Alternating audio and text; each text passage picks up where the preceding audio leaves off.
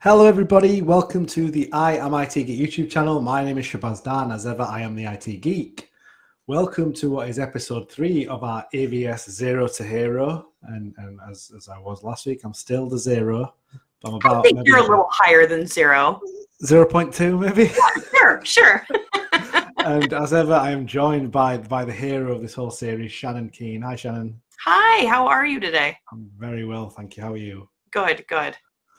So we're 3 episodes. This is the 3rd episode. So this is going to be all about planning. The last episode was so informative. Just again, you hear about. I've heard a lot about Azure VMware Solution and you know it's Azure and VMware, but really there's a lot of points that you brought up which were so informative that I couldn't even fathom. So it was a really interesting episode, I felt. Oh, thank you. Hopefully it's helpful for folks that are trying to figure out if they need to position it with a customer or if they need to bring it in-house, because I think it does sort of help out what a digital transformation would look like for any customer or any company. 100%. So what I'll do is I'll just jump straight into slide. And as I mentioned, this is episode 3. So this is planning for AVS. So now we know what AVS is.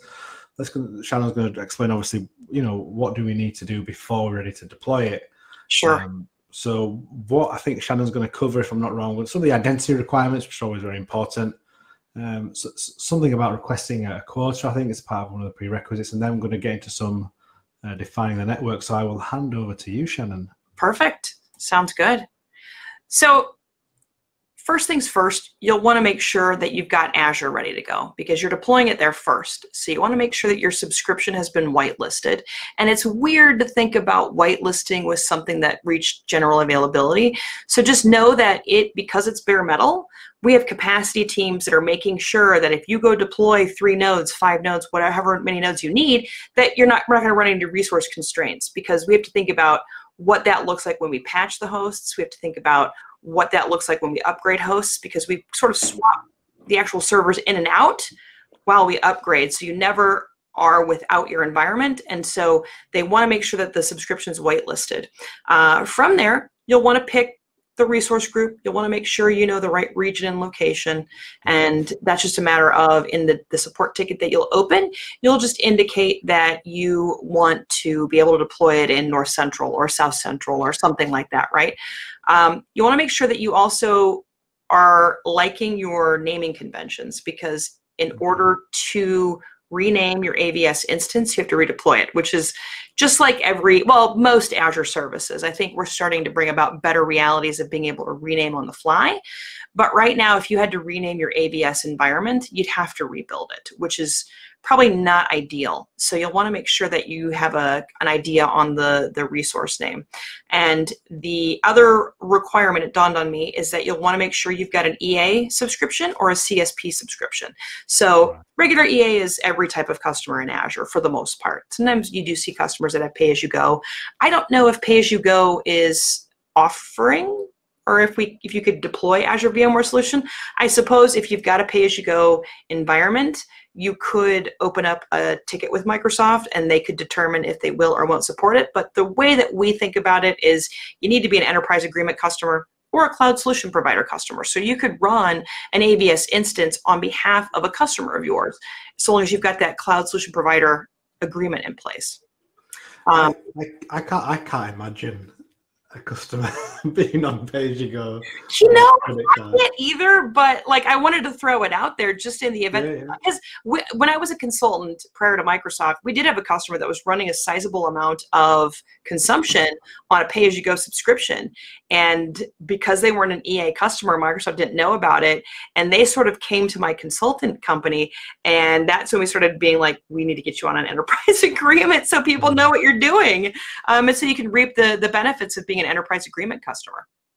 That's very, I've never heard of. Obviously, it blew my mind. Believe me, I was like, wow, okay. Well, I mean, I guess if you're like a developer, you're building something out, you're not really thinking like what the long-term thing is, but you build something that's really important for your company and you just leave it on pay as you go. The only way I can imagine it happening is that exact solution. That it was very early on in the Azure days. You pay as you go, and you just never bothered changing it. You know, a certain amount of years later, we've got enterprise agreements and CSPs, and you just never done it. That's the only sort of use case. Right. I'm sure it's an edge case, but I wanted to throw it out there. So if you do have pay-as-you-go, and you are interested in investing in this and you want to talk through what that would mean, you could have a conversation, but I almost guarantee you're going to have to open up some sort of enterprise agreement with Microsoft in order to run this.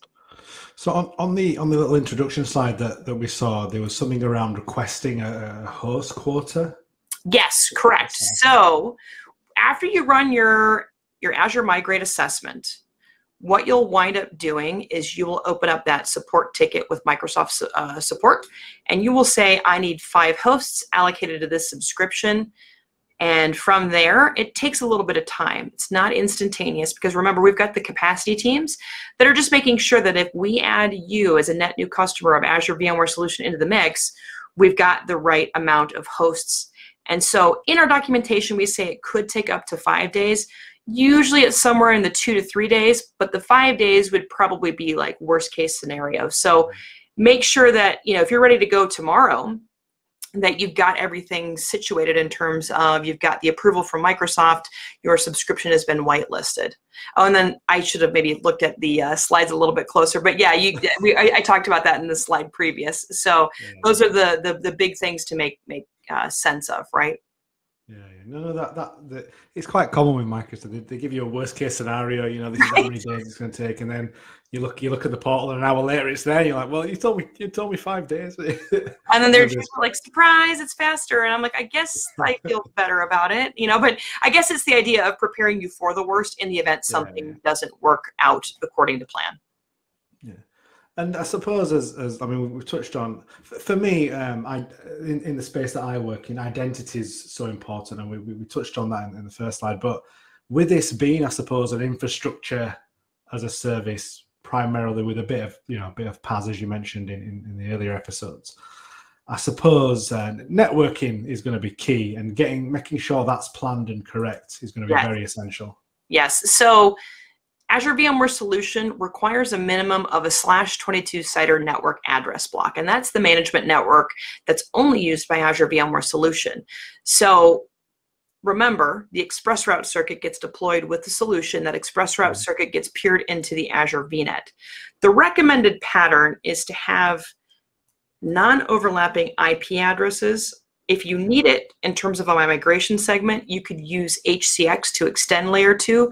Before you cringe and lose your mind, there are some customers who have that. And that's not you, Shabazz. That's more so like people who are watching this, right? Because I think every network admin's worst dream is to have layer 2 extended. But if you needed it, you could think about having HCX extend layer 2. But outside of that one scenario, and that's usually the migration pattern, you would want to have everything be non-overlapping. So in my environment, my Azure VMware Solution environment is 10.5.0.0. I think the video I cut was that /22, but our current environment has /16. And remember, it just needs a minimum of /22. And then the virtual network it's peered to is, I believe it's either 10.1.0.0/16 or 10.0.0.0/. I forget what it is. But those aren't overlapping, and that's the big piece to make sense of, right? And then once this gets deployed, all of the networking is handled by NSX. And I don't know if you're like me, but I never supported NSX until Azure VMware Solution. Every customer I supported when I was a consultant or I worked for an MSP, and then my own, like when I was internal, we had networking infrastructure that handled the networking layer. So we never had to embrace the software-defined layer of VMware. Well, that's different in the world of cloud. Now we have to lean on VMware software-defined networking. So NSX requires segments, right? So you'll want to factor in an IP address segment for your VM workloads. You might want to factor in a segment for things like vCenter, for replication, et cetera, right? Specific things that happen in your environment, you may want to define that inside NSX. And the beauty of all of that is there's enough of the simplified ways of doing it where you don't have to be an NSX guru to handle that configuration pattern. And then from there, you'll need that virtual network gateway. So that's inside of the Azure VNet, right? And that's in a gateway subnet. Yeah. You'll want to make sure it's provisioned with the option to peer the express route in with an authorization key. Yep. Okay. So you want to make sure you've got that handy. Now, again, you're not necessarily dealing with that like you are when we talk about HCX, right? So the recommended pattern, and we'll actually, you know, we'll talk about that in a slide, a couple of slides later. But there is another opportunity for an express route conversation if you're coming from on-premises. So that virtual network gateway, that's only a /27, is that right? Yeah, it could be. Yeah, that's usually what I wind up recommending, because you could actually put your IPsec VPN tunnels in there as well. It's really up to you, but you don't need a massive subnet, right? You don't need a /24. You don't need 250 some odd addresses. You just probably need like what does /7 or 27 get you? I think it's like what, 8? Yeah, it's something like that. Yeah, I have to go back to my subnetting days to remember that. One thing, the network, defining the network correctly is massively important. The amount of times that, well, not the amount of times, early on in my cloud days, I made the mistake of over provisioning, and I know normally when you provision a VNet or an AWS, you provision a VPC, they always do it at /16, and the amount of times that I did that, because that's kind of what the sort of recommend, don't they? And over provisioning a network can come and bite you in the totally. Because what if you need to integrate it with a partner or another site, and then you have that clash, and then it's like you want to integrate it with another partner, do a VPN to them, you kind of scuppered then, aren't you? Oh yeah, totally. And it even becomes important when you relate to HCX. So HCX needs defined network segments. And remember, HCX is the tool involved when you vMotion a server from on-premises all the way into Azure VMware Solution. You essentially establish what is like an IPsec VPN tunnel over the express route circuit that you've got coming from on-premises into Azure, and that's what handles the vMotion replication traffic. Right. So you want to make sure that you even have that defined in your environment, because that's easy to handle all of the routing, easy to control the flow of routing. So network segments, think of that as sort of like, it's kind of like route tables meets like subnets, sort of. Yeah. Not quite, but ever so slightly similar. So if you're trying to make sense of what that is. I remember, I think I'd relate it to, again, going back to on-premises days, if you had like a SAN, like a NetApp or something, you'd always create, like if you had a specific switch for your SAN as well, you'd create like a vMotion subnet. Yeah. And you'd add that to your, that's how you'd link your NetApp to your VMware ESXi cluster. Correct. So it's kind of taking me back to again Vietnam flashbacks about. Right, and this is similar. So the segment, you could think of a segment like a subnet. It doesn't have to be a subnet, but you could think of it like a subnet if that's easy to understand. Because, like I said, not every single customer gravitated towards NSX, right? A lot of customers had their own switching and routing infrastructure, and that's how they handled all of the network routing. And that's fine when you're running it on premises, but when you're running it in Azure, you need a software-defined something to handle all of your traffic routing. 100%. Excellent. I think that's going to be it for this week. I was really interested in knowing what the prerequisites were. I think in next week, so next week's episode is going to be, for me, the one I've been looking forward to for ages, where we actually deploy. You're going to go through that video, and I think that's where you mentioned around the NSX sort of stuff. I think that's where you might touch on that as well. Is that right? Right. Excellent. So again, thank you very much for this. Is just a bit of a shorter video because it doesn't seem like there's that many requirements for it, to be honest with you.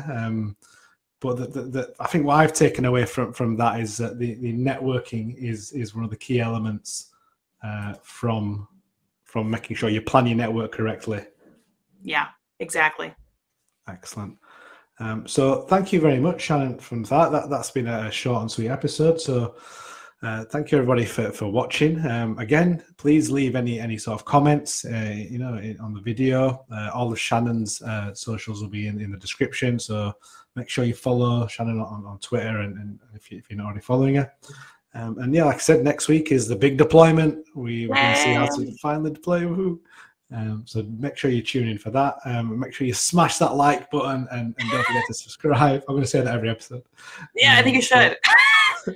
But thank you very much for watching, and until next time, thank you and goodbye. Thanks, everyone.